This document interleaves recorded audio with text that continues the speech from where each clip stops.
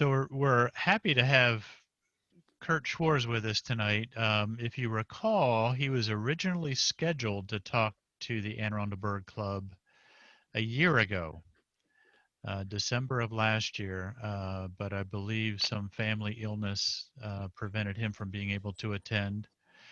And now that we're doing it virtual, there was no worry about what this snow might do to a bird club meeting. So I'm thankful in one sense that we're doing this virtually. Um, Now, Kurt, for those of you who don't know him, is a retired employee of the U.S. Department of Defense. He's has chaired the Howard County Bird Club Conservation Committee for the past 14 years, and the MOS Conservation Committee for the last 11, although that's probably now 15 and 12, because this, I believe, is a year old. He grew up and was educated in Pennsylvania, yay, has a BA in history, and has been a resident of Maryland since 1979. Kurt took up serious birding in 1994 and has seen, as of last year at this time, 1,100 species worldwide so far, though perhaps half a dozen species don't count by ABA listing rules. I'll say only a half dozen. I think I have more than that in my list. So this picture I just have to show.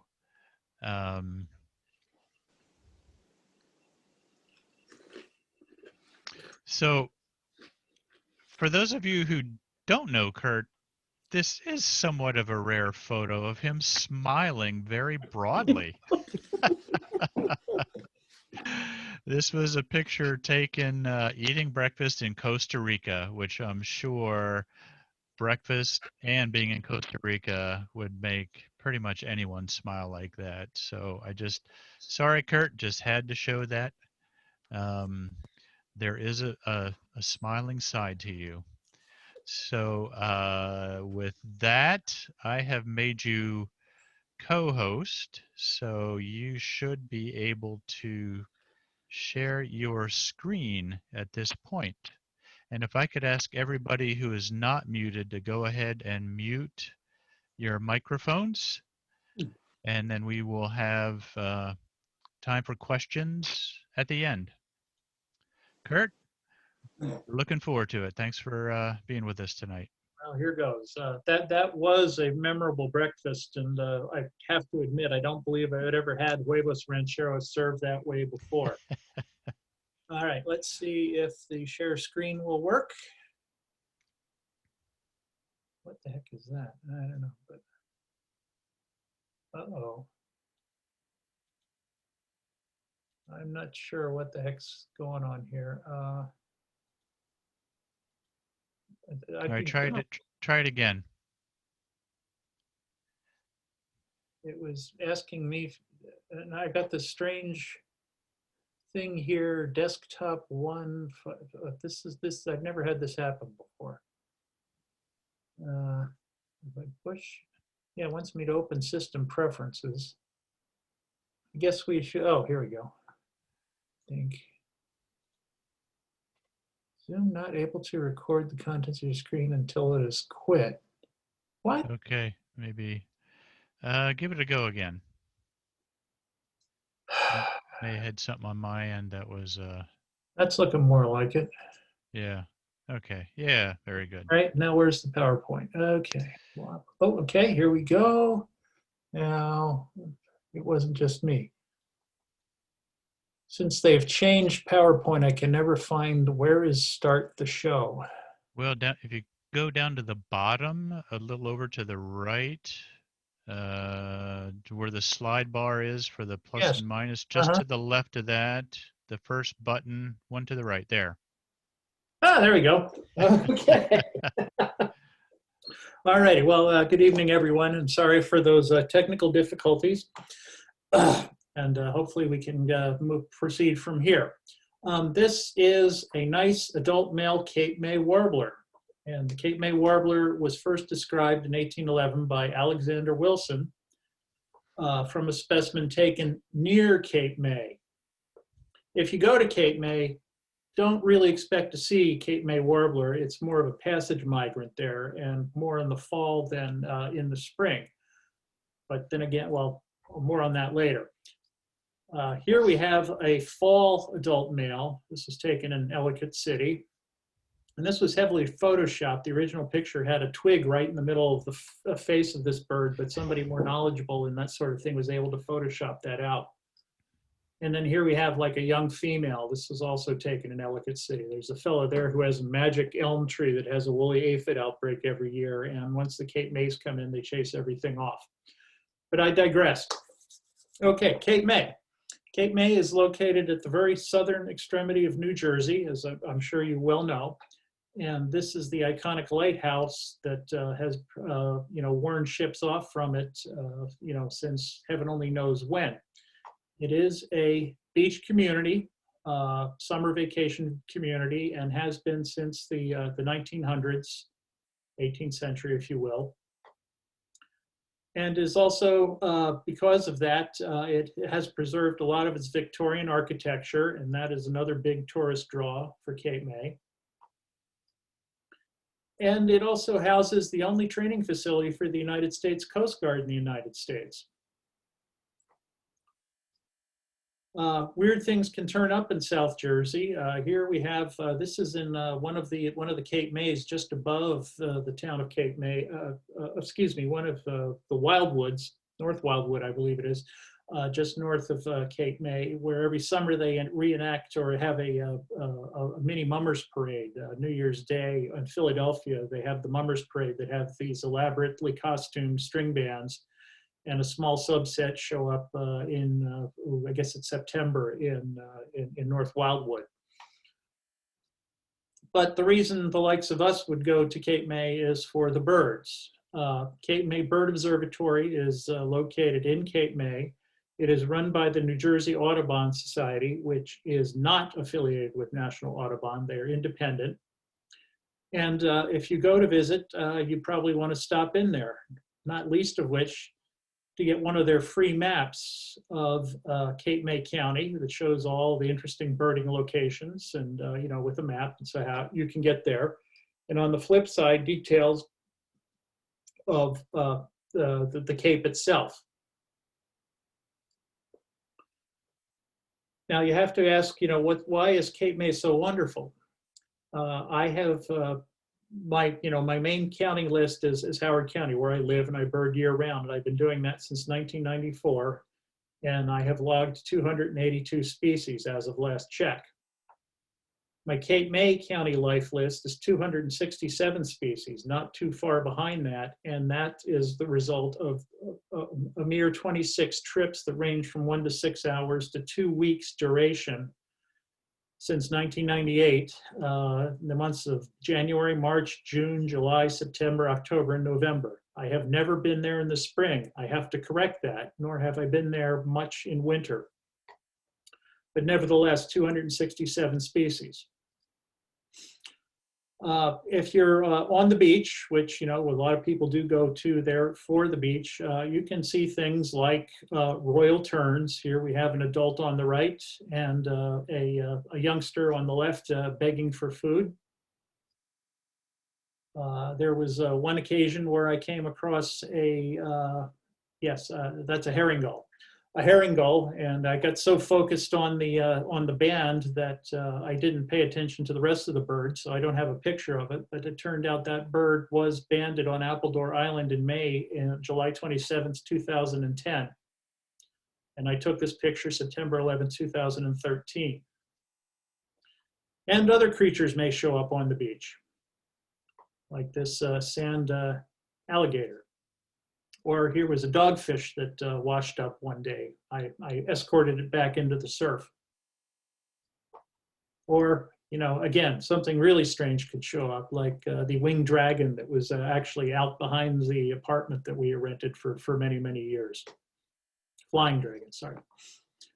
You might want to start your trip in Cape May Point State Park. This is a state park located basically, well, it's where that lighthouse was. It's on the opposite side of the parking lot from this platform. And this is the Hawkwatch platform where they operate it from, I guess it's like August into November every year, counting migrating hawks, because lots and lots of hawks come through Cape May. And it overlooks, if you just beyond it, there's a large pond there that attracts waterfowl, shorebirds, and stuff like that. Of course, you can see bald eagles from the Hawkwatch. This was a young black-throated green warbler that was floating around the Hawkwatch platform one day. And there's also some woods with boardwalks and trails and stuff like that. And if you wander around, you might come across a black-billed cuckoo. You can see it right here in the middle. There's the red eye ring, the breast, so on. It's well hidden. Another thing that migrates through Cape May is butterflies, specifically monarch butterflies. You can see them in large numbers in September, August. And they do attempt to ban them there. This is one of the monarch butterflies that's been banded, and they do get recoveries of these butterflies. Another lesser known migrant is the buckeye, and they can be abundant. And then here we have, is this a banded or a gray hair streak? I've forgotten. I apologize. I have to check on that. Any butterfly people out there? Gray hair streak. Gray hair streak, thank you. And then here's a rare dorsal view, but again, this was all taken in Cape May. And the American copper. It's also a nice butterfly to see. And here we have a soybean looper for you moth fans. This was also taken adjacent to the Hawkwatch platform. It's a yellow-rumped warbler, a myrtle warbler. And here we have a savanna sparrow that, again, I took off of the Hawkwatch platform once.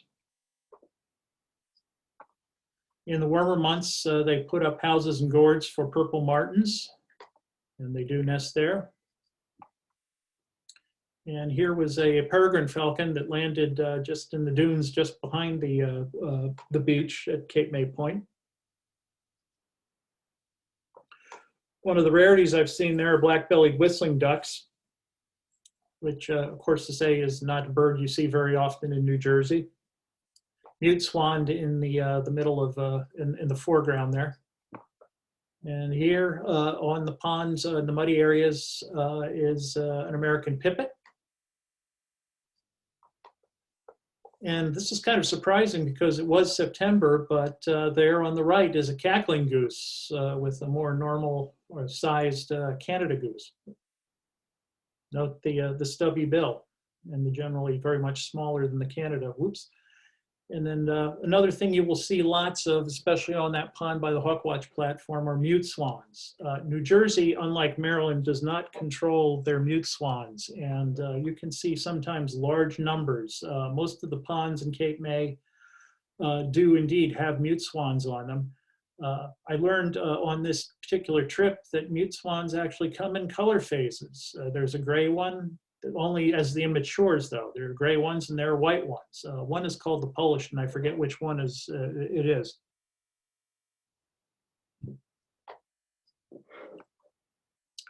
Wandering around on the trails, I once you occasionally see American kestrels. This one posed nicely for me.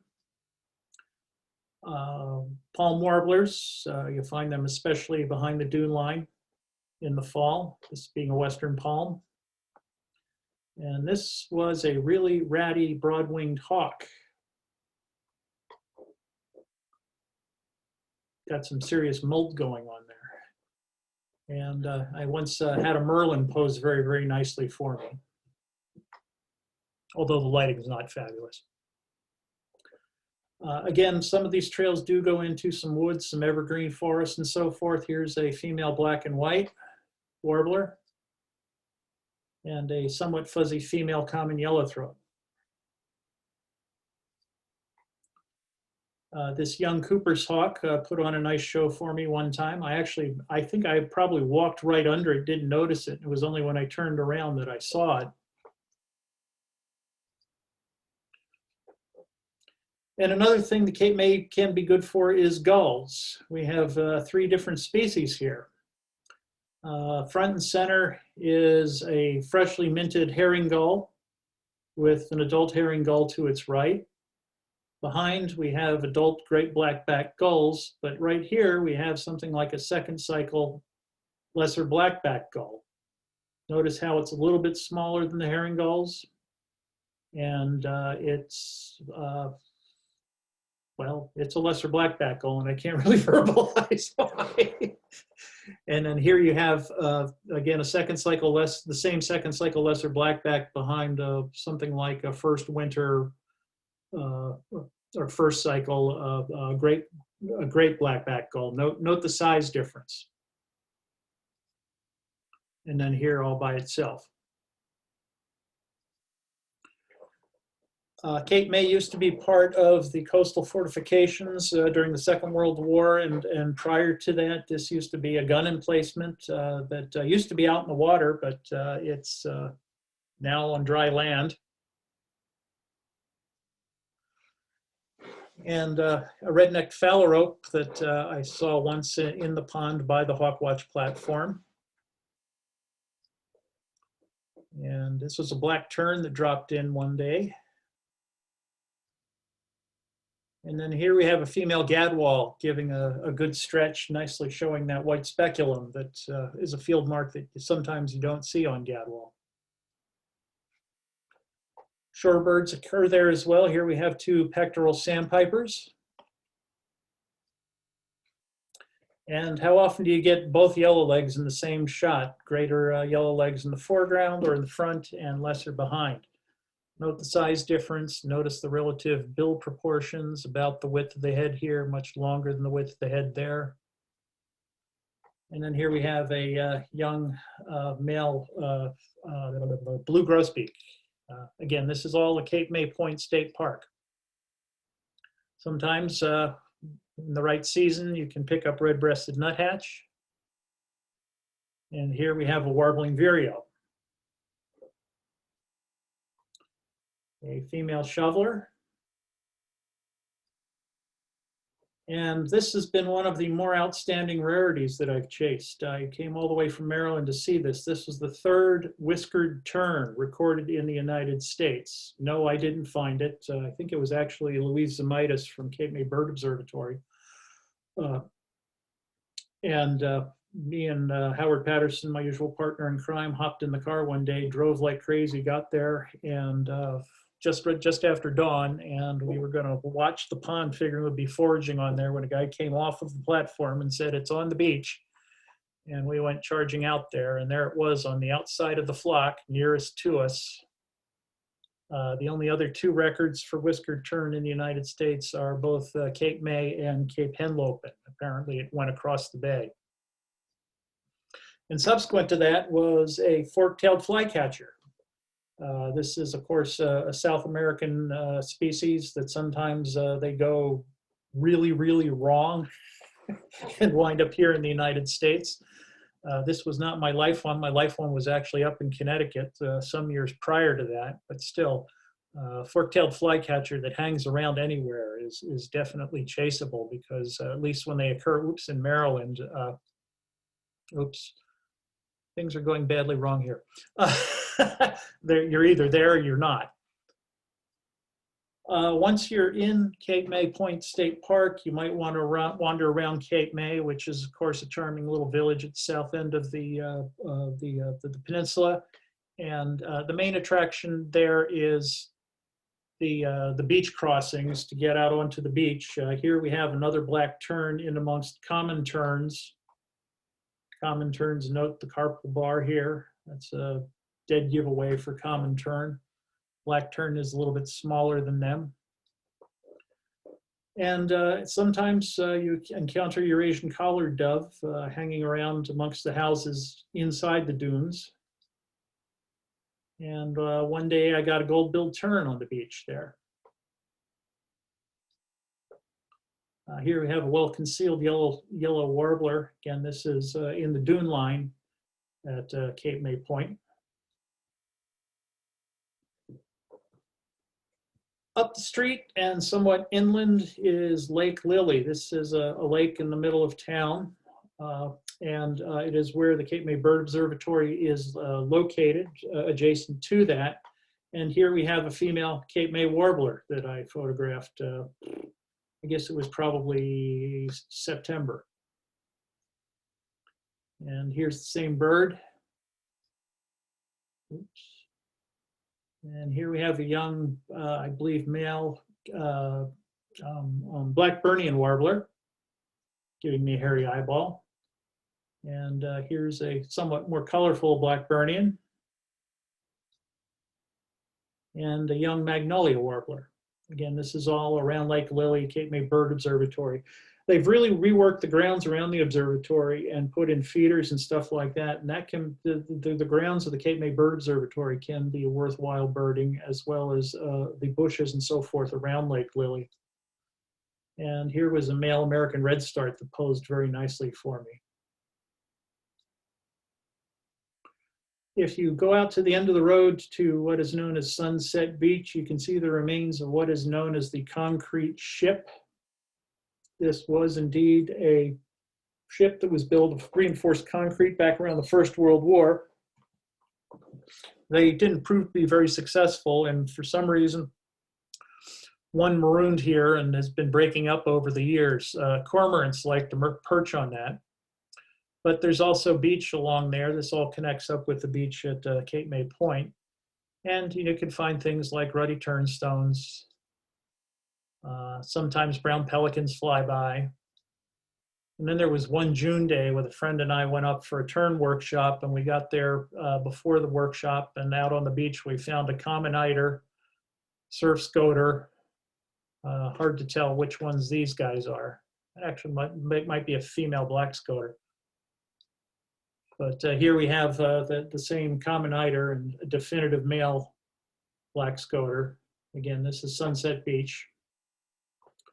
And then there was one fall where there was a king eider just off the point out in the water, or just off of Sunset Beach. Oops, why does that go backwards?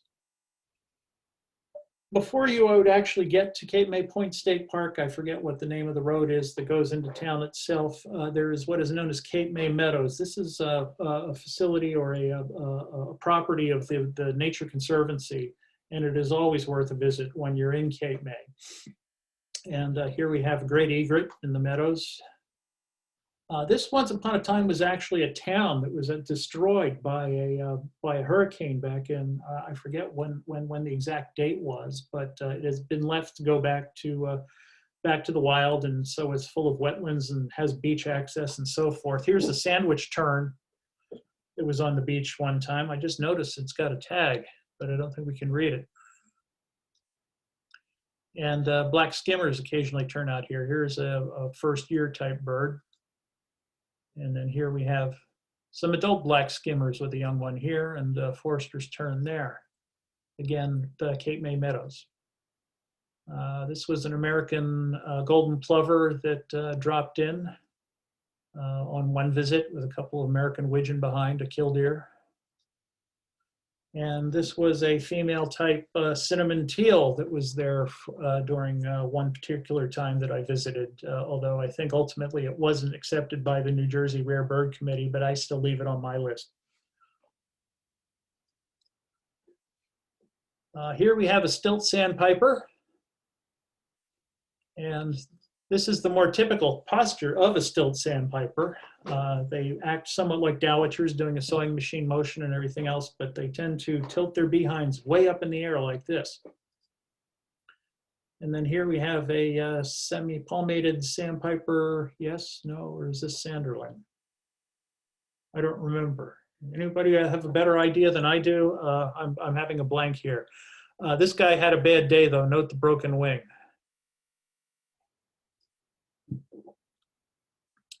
And I got to enjoy a white rump sandpiper at Cape May Meadows once. It was on a pond back behind, or just between the beach and the dunes.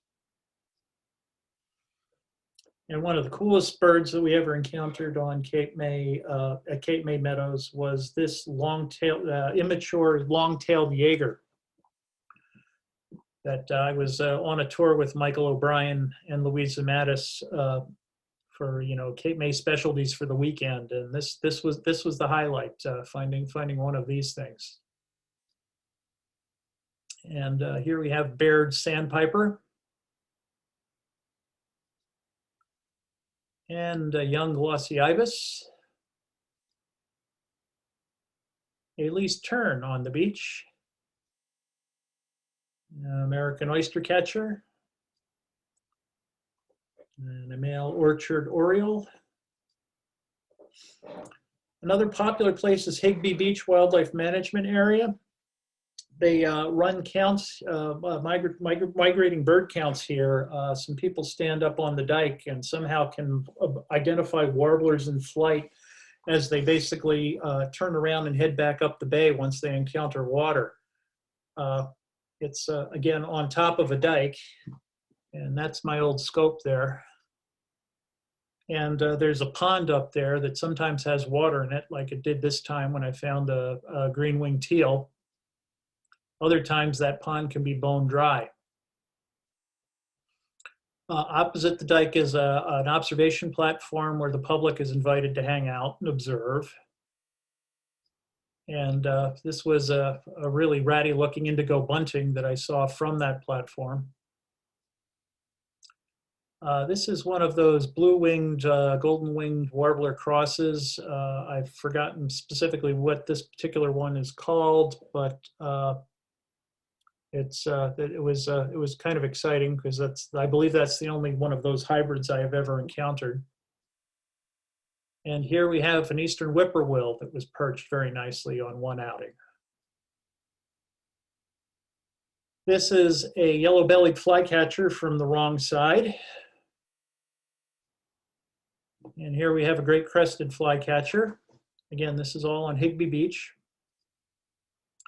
A yellow-billed cuckoo in dappled shade. And I guess that's a young rose-breasted grosbeak. A female blue-winged warbler, a black-throated blue warbler, excuse me. Apparently enjoying some pokeberries. And a least flycatcher.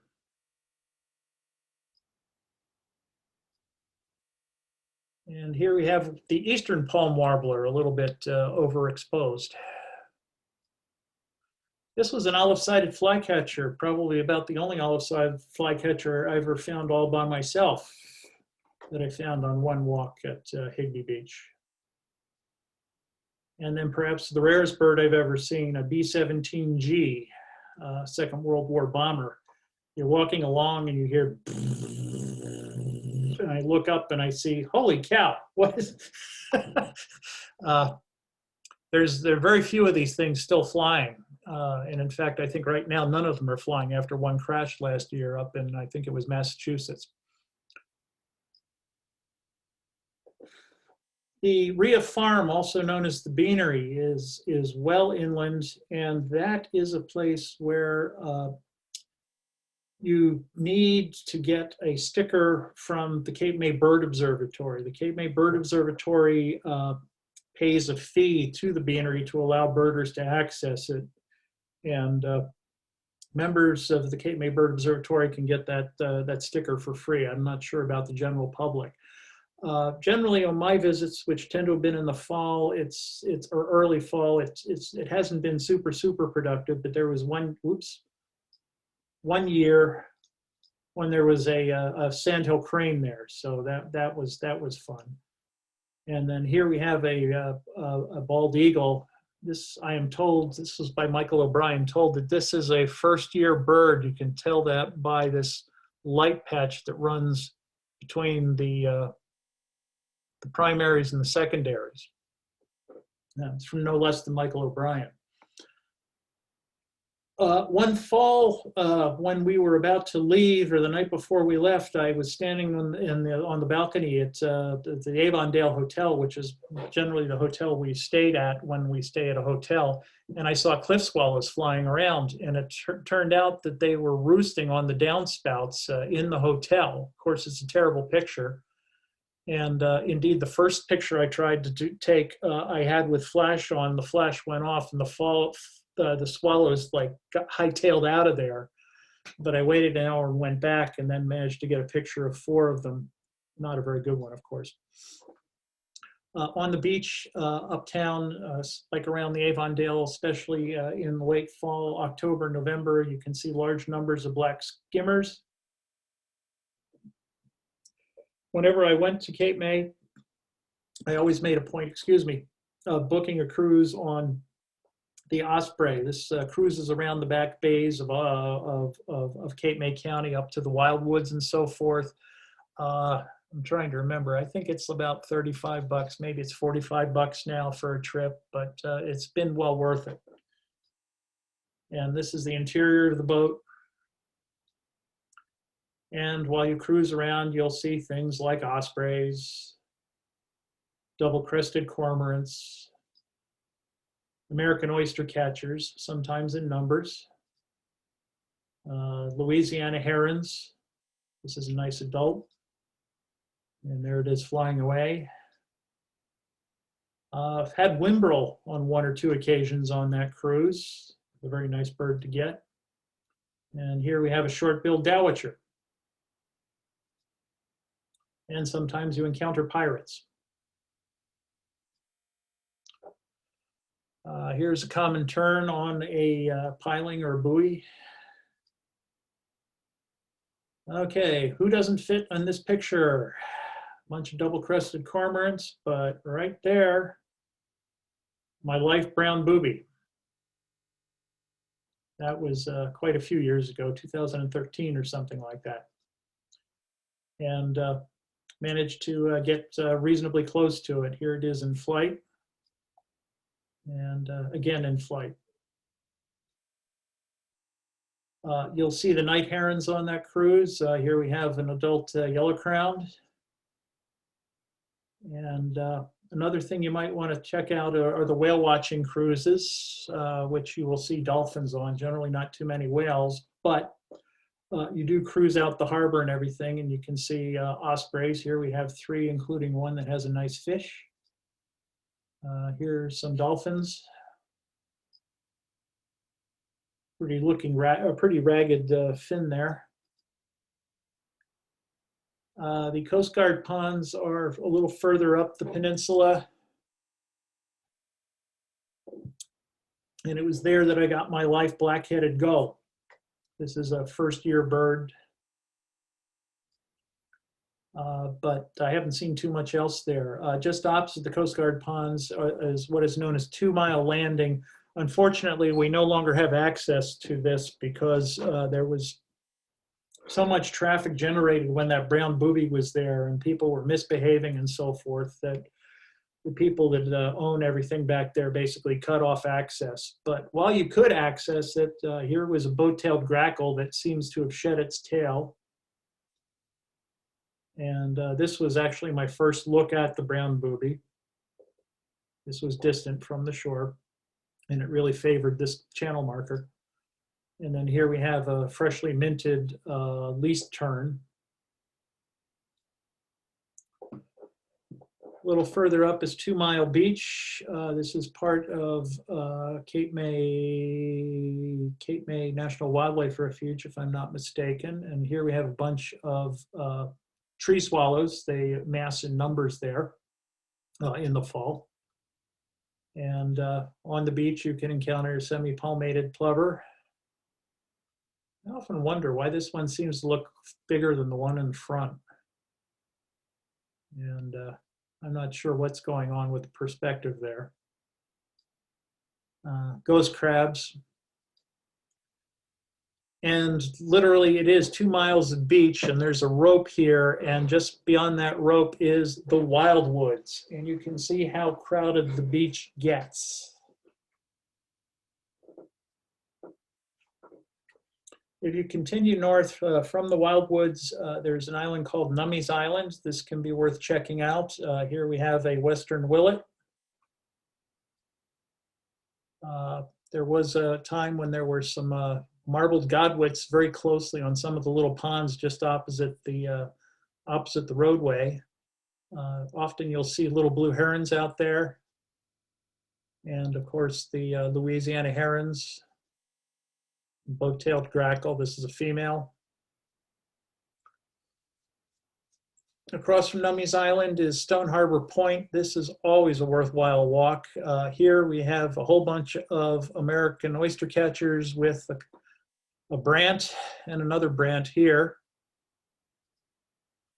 And here are two western sandpipers. Notice the long sort of droopy bill. Also the streaking along the flanks here. Here's a whole bunch of semi-palmated sandpipers. Here's a lot of American oyster catchers. And then here we have a young royal tern in front with a Caspian tern behind and probably another Caspian tern on the left. And here's a whole bunch of shorebirds. There's a red knot right there, just right of center, black-bellied plover, and some are just a little too fuzzy.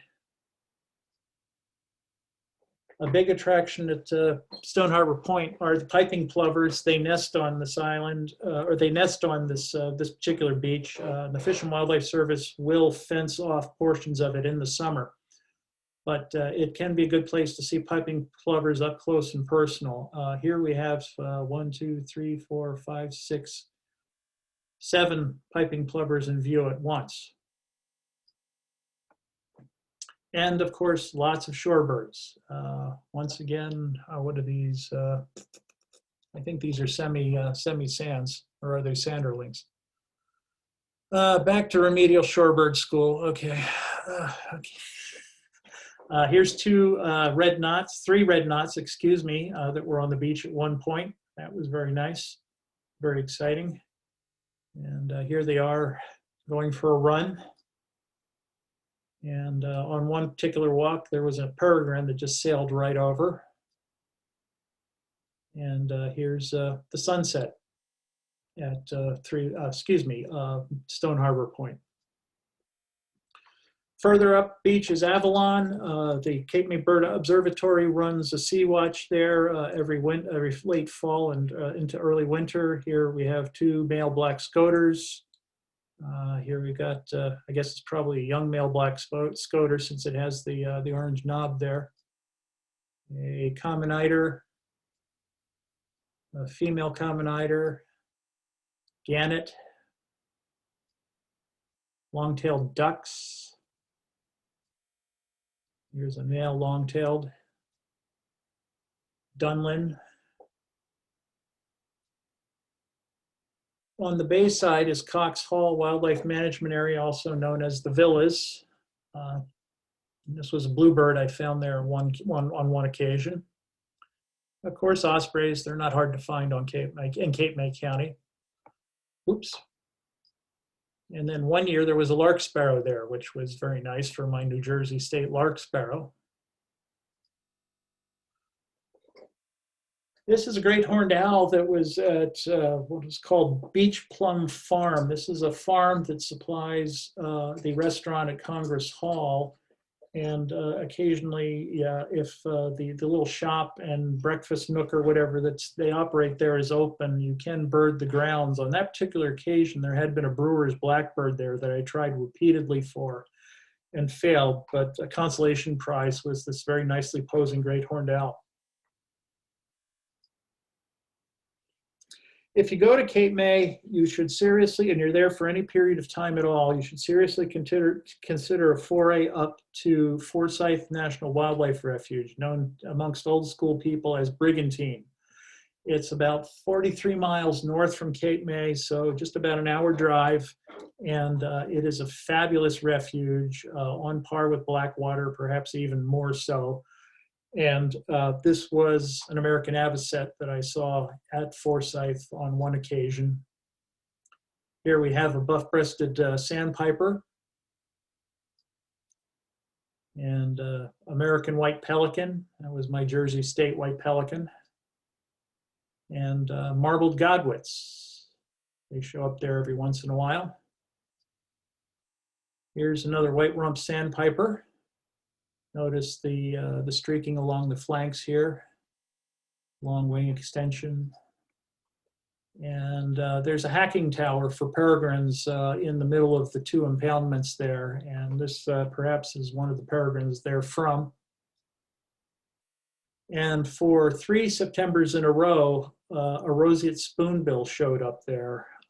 Each time it was a bird of the year, so they were different birds. But the first year I got to see this one.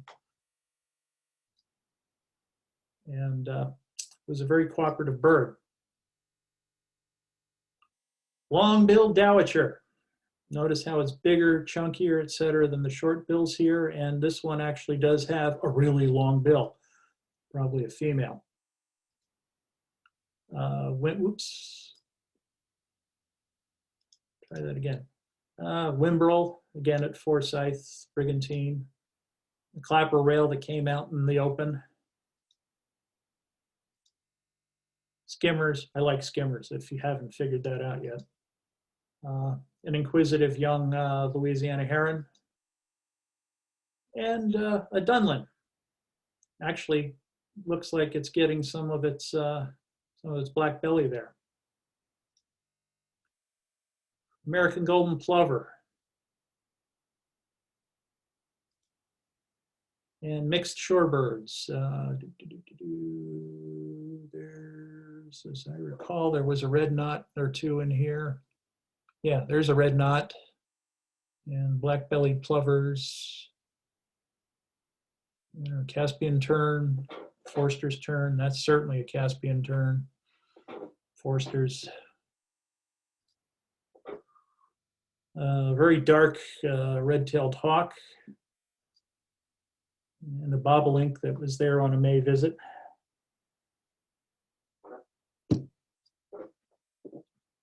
Seaside sparrows breed there. This was a video, but it's never worked. Yep. Here's a young seaside, I need to delete that slide. A young seaside sparrow, in other words, you know, a fledgling or whatever, juvenile or something. I have encountered salt marsh sparrow there. And here's a youngster salt marsh sparrow. And then finally, as you leave, or if you go, you might want to consider taking the ferry from Cape Henlopen. It's always a nice ride. There was one particular occasion when I rode it, and actually where the water of the Delaware met that of Delaware Bay met that of the Atlantic, there were Wilson's storm petrels. That was pretty exciting. But, oops. You sail across over to Cape Henlopen and got very excited at this gull on one of those visits because, wow, it's a white gull and, well, it's a leucistic laughing gull. And there you have it. So I'll be happy to entertain any questions. And this, of course, is the lighthouse. And it's, oops, where I've lost the silly, darn it.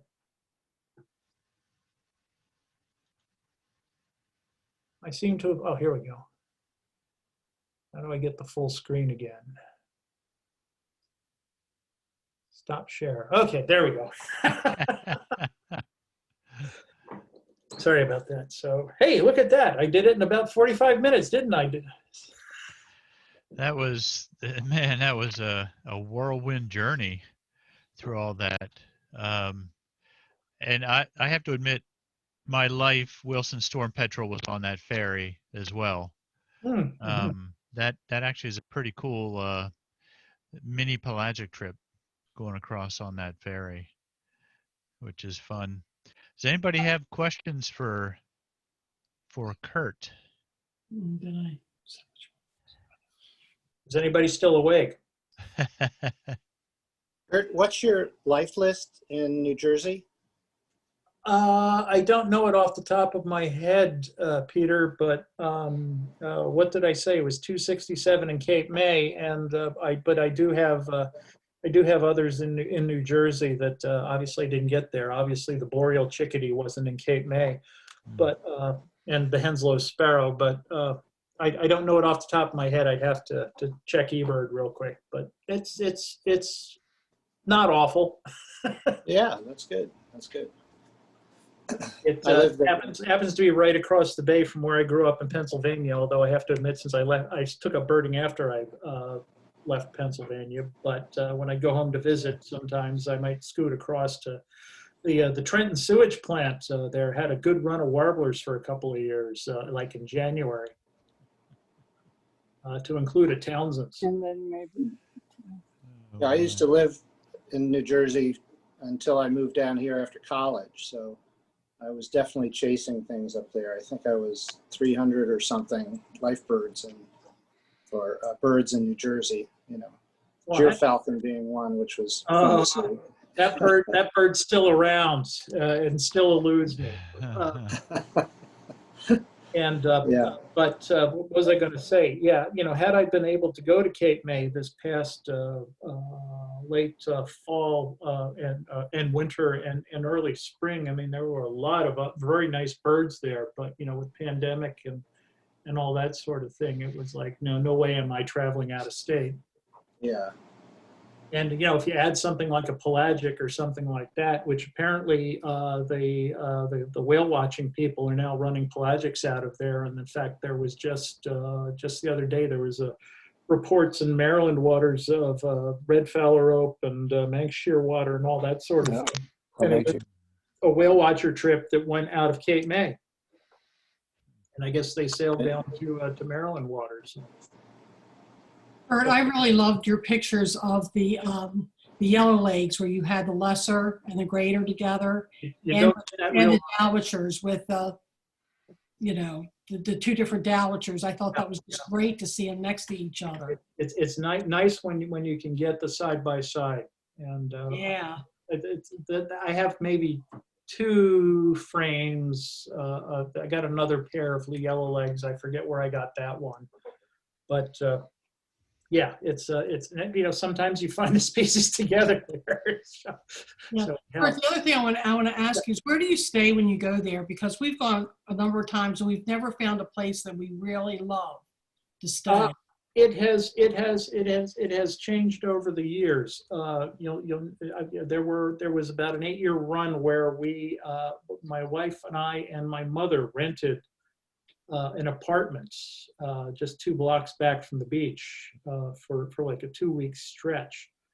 But since then, and indeed the last visit, which was in October of 2019, we favor the Avondale. Okay. Yeah, we've stayed there before. We do like it there. Mhm. We've never found a place that this is our place. We're gonna go here for sure. Yeah, no, it's, the Avondale has been you know, things over the years. We used to go like around Veterans Day, and we do a 2-part weekend, 2 nights in Cape May, 2 in Rehoboth, and so forth. And we would always stay at the Avondale, and then for a while we were going over Columbus Day weekend, and then my mother said, "Hey, I've rented a house. You want to join me?" And so we did it for a week, and we liked it so much we booked it again for 2 weeks the following year, and continued doing it until the people that own this was like the top floor of a house, they sold it. We lost our sweetheart deal.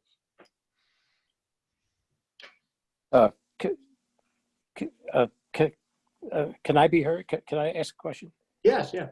Yeah, okay. The picture's not showing up, but I might say a good motel to stay at, as it was when I was there last, the Sunset, which is close to the points of interest at the point, Cape May Point. Oh, and may I also ask, that's an unusual parrot perched on your shoulder. It looks like a giant myrtle warbler. Oh, what, this one? Yeah. I thought it was a. That's a first winter Cape May. Yeah. I thought it was a parrot because it was perched on your shoulder. I have no idea how I set the background, and I don't know how to get it off of there. But yeah, that was one of the Cape Mays that visited our yard this year. Yeah, okay. Oh, a Cape May, I stand corrected, yeah. Who's that, Fred? Yeah, it is, yeah. Oh, okay. I said, I know that voice.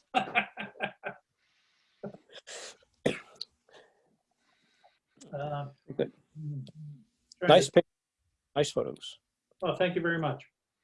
Yes, Kurt, thank you so much. That was really a great sampling of everything Cape May has to offer. I've been there, a few times, usually in September only, and been to a couple of those locations. And I wish I had been there longer, like you had, for 2 weeks at a time. That's a super nice opportunity. 2 weeks is nice. The only problem was, of course, I was there with my wife and my mother, who actually enjoy my company. So I couldn't bird all the time, but still I managed to squeak in a little on each of those things. And likewise, some of the other times when I was there with my wife and everything. So, but it's a fabulous place. And if you go check out the Bird Observatory, you can actually hire guides from there. One of the Yeah, best I things that would we like. recommend the walks that they offer themselves, the Yeah, Audubon yeah, group. yeah. What I was gonna say. If you go online and you just check out, the most current calendar, every weekend, they usually have, several times during the week, they have walks led by their members who are, of course, extremely knowledgeable and have been living there for years and know all the great spots. And now with technology, they also know. If I was on a walk with one of them last year, and she was like, "Oh, over at Higbee now, they're all seeing this bird." So, at the end of our walk, a lot of people, ran over there. So those people are great. The tours they give in the mornings are fabulous.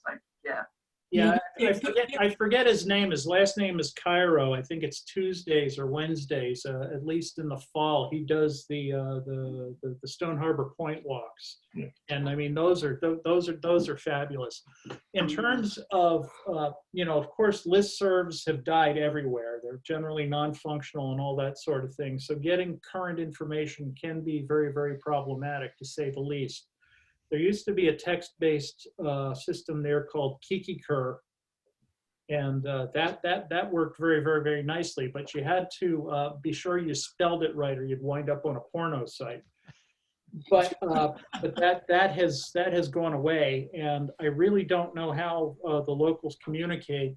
The observatory, publishes a blog, but that's when they happen to wander in the office and whatever, and getting real time other than setting your eBird rarity alert or something to hourly can be a little problematic. I don't know how you crack into the local text network there. I presume they have one. One of the really good things to do is the Meadow Walk with Pete Dunn on Monday morning. It's at 8 o'clock on Monday morning, and it costs $6, even if you belong to Cape May Observatory, if you belong to that. But Is he still doing those? I know he had a stroke a couple of years back. No, he's way better from the stroke. He's still doing them. Oh, The only great. bad thing about those walks is they tend to be like 40 people show up. Yeah, but- because it's Pete Dunn. Having 10 minutes with Pete Dunn is like, Uh-huh. you never forget it. So, if you've never done it, Yeah. that's worth it. It's sort of like going out with Lynn and Hal. Very much so. Mhm. Same thing. It's a very good comparison. Oh, another Thank you, thing that Sue. happened. It's true, Hal. It's true. I was so heartbroken when the beginning of December came, and you weren't able to do your walk at Sandy Point and that other great place you got us in. So I was heartbroken. It was one of the worst things about COVID, is that we missed that walk. One of the great benefits was on the last time we did that, you taught Susie how to hear and find the hermit thrushes. So all of a sudden now every place we go, she goes, hermit thrush, hermit thrush. Yeah. They're everywhere. There are. There's a lot of them out there. Chop, chop, chop, chop. Peter, So, 288 is my New Jersey list. What's that? 288. That's a good list. Wow, really awesome. I So one thing- I thought I was doing well, Kurt, and I just looked up mine. It's 146 for New You Jersey. got to work on that, Chris. Hey, but I got my Life Northern Lapwing there. Ooh. Ooh. So one thing, That's that good. Cape May has their spring and fall migration festivals and all these things. But this last year, because of the pandemic, they did both of them virtually, and they've made them available. So, and they're looking for a way to make a little bit of money back into the agency there. But they're really cool because they, I think in this last one, they did what was like live walks through Higbee and Meadows and all this stuff with people.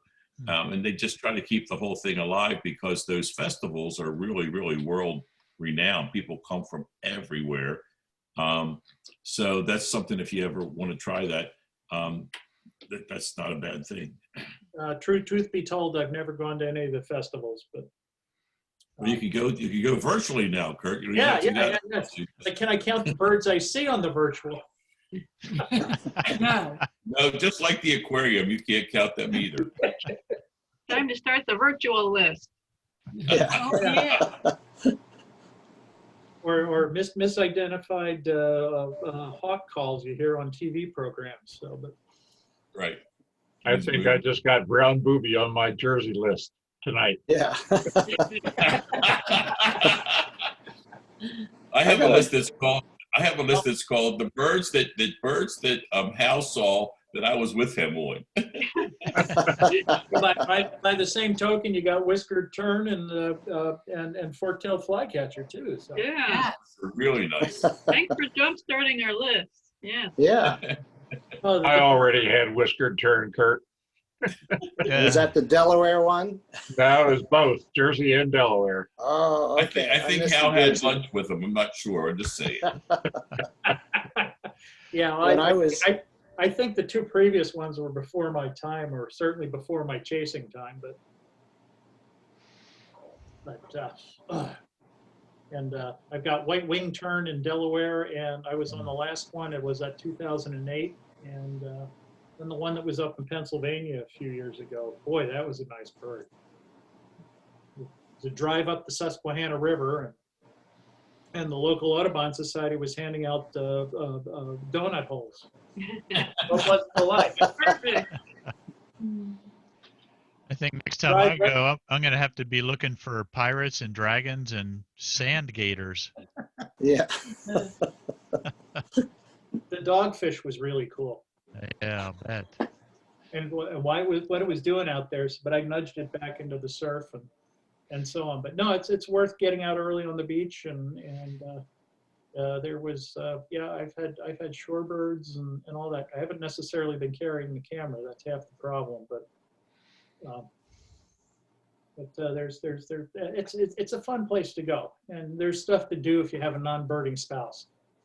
So, which I do. So. When I was in college, a friend of mine was in the ornithological program out of Rutgers, and he was doing pelagic trips out, which was pretty uncommon back then. And so I would join him on those. We did trips that went out like 6 in the evening and went 24 hours. And on a couple of trips, we were out with the Russian fishing fleet out there. That was kind of interesting. But on one of the trips, we had a brown booby. And this was like, back then, like totally unheard of. And I took a picture of it, and it was a really crappy picture, but the ornithological person who was as a grad student had a full description, and his professor at the college, and they, I think New Jersey Audubon was, no, they'd never be up here type of thing, and shot it down. So I think I go back retroactively and said, yeah, they've been up there, just way out on the ocean, which was really, it was just like, it's hard to miss a booby. The shape of it wasn't a gannet, it was, a booby. So that was kind of neat, but that's going way back, but I haven't done much birding in New Jersey for many years, but that's all those spots. How's Tuckerton? Have you gone down there? I was a have good not spot. been there. Yeah, that's near Island Beach State Park was really good for things like Ipswich sparrows, and down at the, that's a little further north. That was really good. you know, for, I took my nephew, who shows some interest, I think, although his interest is mostly in shooting ducks and geese, but we went up to Barnegat Light for Harleys and stuff like that. And we did encounter an Ipswich on the seawall there, but that's I think about as far north as I've been, except chasing where was it, the boreal chickadee? What park was that at? I can't remember, but the yeah, boreal chickadee in New Jersey. That's not too shabby. that's really good. I missed that one. And I chased that girl on 2 or 3 occasions. Full retirement allows you to do these things. Well, Kurt, thanks so much for being with us tonight. My pleasure. It's nice to see some old friendly faces. And Yeah, Thank you, Kurt. It was Thank fabulous. you. And Alan, if anybody has guys, further questions for Kurt, we know how to reach him. We know where he lives.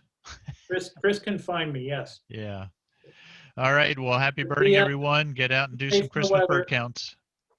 Be safe in the weather. And Triadelphia count is this Saturday. So Don't forget the Annapolis count on Sunday, January 3. which one? Sunday, January 3 is Annapolis. Annapolis. Well, Alan told me I get to bird the Annapolis Mall area. Oh, there you go. Behind the bowling alley. Yes, that's Oh, okay. place. behind It's the a nice bowling place. alley. Yeah, that's another good spot. it really is a good spot. There's good birds there. I believe I'm free, Hal. I could probably be drafted. There you go. Who's that, Kurt? Yeah. Oh, good.